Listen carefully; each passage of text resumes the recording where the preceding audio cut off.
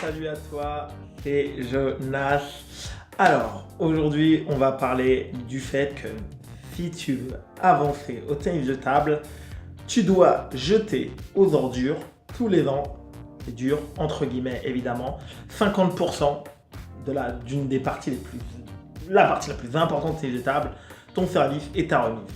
Et je vais développer ce propos aujourd'hui. Pourquoi? Tout simplement parce que ça c'est un constat. Moins les joueurs sont forts, plus ils sont en bas de la pyramide de table, plus ils ont l'impression que de ne rien toucher va les préserver. Et il y a de la vérité dans ce constat, et c'est ça qui est dur. Et il y a une grande partie de fausseté, de trucs qui sont complètement faux. Et c'est un phénomène que l'on retrouve également lorsque les joueurs ils ont un certain classement et que lorsqu'ils descendent. Plus ils descendent, moins ils veulent toucher à leur jeu. Alors ça devrait être complètement l'inverse. Pourquoi je te dis est-ce qu'il y a 50% de ton service et de ta remise qui doit partir complètement aux orties tous les ans. Et en fait, ils ne vont pas partir aux orties, tu ne vas pas arrêter de les faire. Parce que au tennis de table, tu vas devoir tout faire. Et c'est ça en fait l'astuce, c'est que en fait, lorsque tu vas renouveler tes services, renouveler tes remises, tu vas te prendre, tu vas changer ton service, tu vas te prendre des nouvelles remises. Tu vas changer ta remise, les joueurs ils vont faire de nouvelles choses, des nouveaux placements, ils vont flipper, ils vont pousser différemment, ils vont attaquer, ils vont bloquer, ils vont faire tout un set de nouvelles choses. Et lorsque tu vas avancer, au tennis de table, l'une des clés, c'est de savoir s'adapter aux millions, aux milliards, aux millions de types de balles qui vont arriver n'importe comment. Elles vont arriver basses, elles vont arriver hautes, elles vont arriver profondes dans le revers, peu profondes, liftées. Les joueurs ils vont te faire des virgules en retour de service, des poussettes propres, des poussettes pas propres, des balles molles, des balles courtes, des balles sautées, des balles qui vont sur le petit côté. Et ça, pour le provoquer, en fait, ça doit venir de toi. Tu dois, de ton fait, changer tous les ans, jeter 50%. Là, on est en début de saison. Et les 4 mois qui viennent de passer, je n'ai pas arrêté de varier mes services. Je n'ai pas arrêté de varier ma remise. Alors pour beaucoup de joueurs, s'ils n'ont pas bien regardé, ça va être subtil. Je suis passé d'une remise qui était courte à une remise de rebond. Voilà, choix volontaire. Pourquoi? Parce que je dois apprendre à me réadapter à de nouvelles balles. Et en fait, lorsque je dis que tu dois jeter aux orties, c'est qu'évidemment, tu vas avoir des préférences de jeu. Et c'est ça que je te dis. Lorsque tu fais une remise de service, lorsque tu fais un service, tu vas avoir une préférence d'effet sur ton service, une préférence de placement. Et en fait, tu dois faire bouger le curseur. Donc, tu vas avoir toute une nouvelle remise, par exemple, derrière ton service qui vont arriver. Et là, tu vas t'adapter. Et en fait, ça part d'un postulat. Parce qu'évidemment, il y a une raison logique pour laquelle, peut-être c'est ton cas, ou peut-être la majorité des joueurs, ils ne modifient pas ces 50% de leur vie. Ils ont l'impression que lorsqu'ils arrêtent de faire quelque chose de façon intense, ça veut dire si j'arrête de pousser trop souvent dans le revers, je vais plus du tout savoir le faire. Comme si j'étais de nouveau un débutant. Et en fait, l'erreur, elle est là, c'est qu'en fait, c'est complètement faux. En fait, tu vas en perdre une partie, mais une partie, évidemment, tu vas garder de la compétence. Ça, c'est hyper important à comprendre. C'est pas parce que tu as fait quelque chose pendant une saison plutôt bien, correctement, que si tu le fais un peu moins parce que du coup tu t'orientes, tu fais plutôt une autre remise.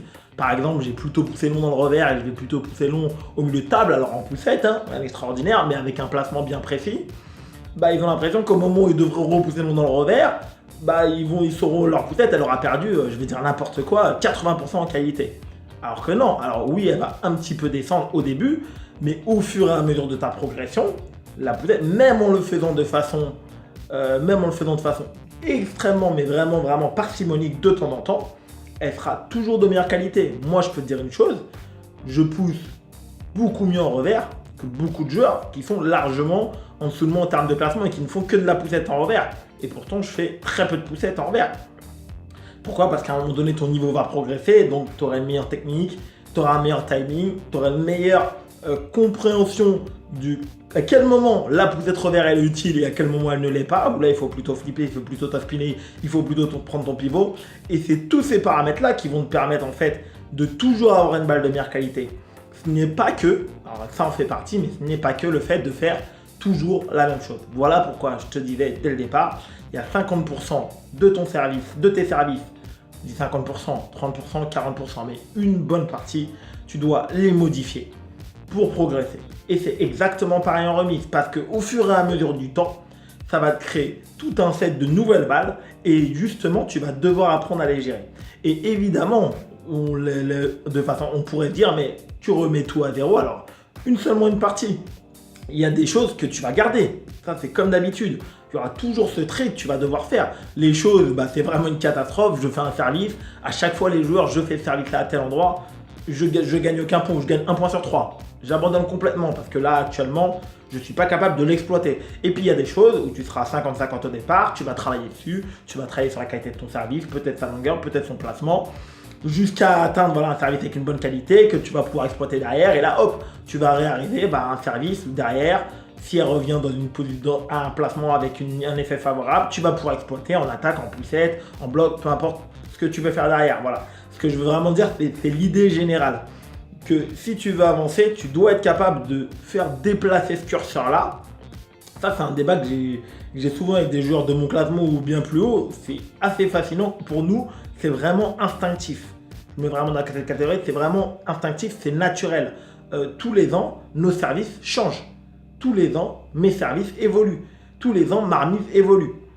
Et est-ce que, voilà, alors que lorsque je vois dans mon club ou dans d'autres clubs ou les matchs de niveau départemental, je vois un joueur, je le vois 3 ans après, son service, ses remises, elles n'ont pas changé.